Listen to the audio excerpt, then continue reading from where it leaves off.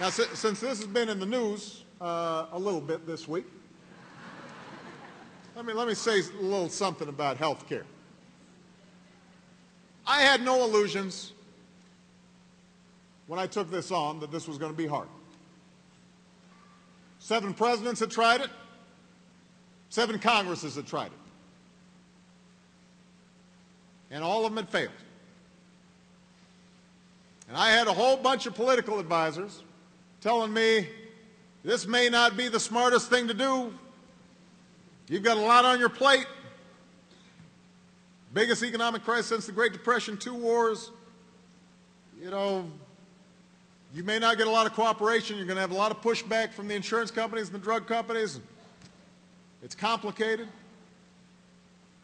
Don't do it. Now,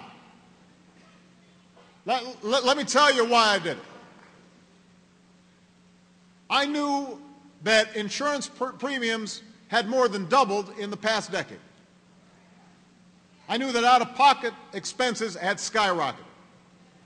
I knew that millions more people had lost their insurance, and I knew that because of the economic crisis, that was only going to get worse. When you lose 7 million jobs, like we lost over the last 2 years, what do you think happens to those folks' health insurance? What happens when their COBRA runs out? I took this up because I wanted to ease the burdens on all the families and small businesses that can't afford to pay outrageous rates, and I wanted to protect mothers and fathers and children by being targeted by some of the worst practices of the insurance industry that I had heard time and time again as I traveled through this country. Here's the good news. We've gotten pretty far down the road. But I've got to admit, we had a little bit of a buzzsaw this week.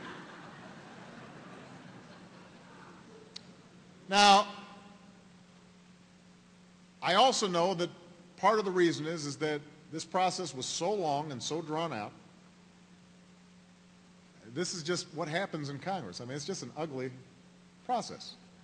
You're running headlong into special interests and armies of lobbyists and partisan politics that's aimed at exploiting fears instead of getting things done. And then you've got ads that are scaring the bejesus out of everybody. And the longer it takes, the uglier it looks. So I understand why people would say, boy, I'm not so sure about this, even though they know that what they got isn't working.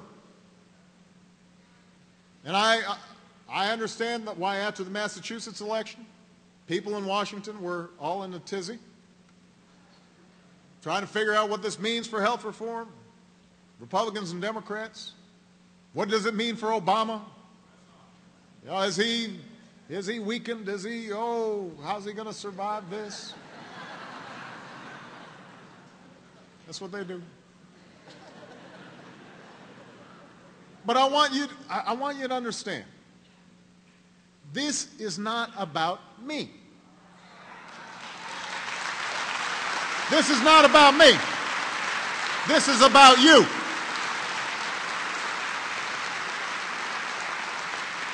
This is not about me, this is about you. I didn't take this up to boost my poll numbers. You know, the way to boost your poll numbers is not do anything. That's how you do it. You don't offend anybody. I'd have real high poll numbers. All of Washington would be saying, what a genius.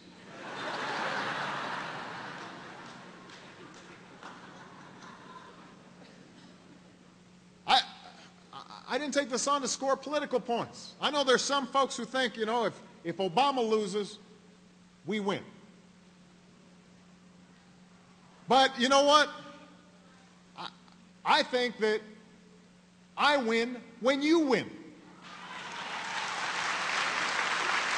That's how I think about it.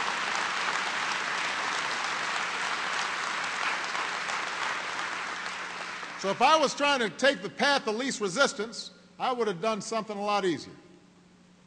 But I'm trying to solve the problems that folks here in Ohio and across this country face every day. And I'm not going to walk away just because it's hard. We are going to keep on working to get this done.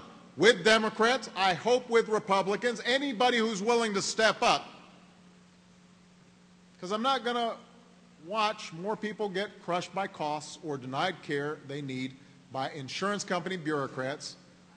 I'm not going to have the insurance companies click their heels and watch their stocks skyrocket, because once again, there's no control on what they do.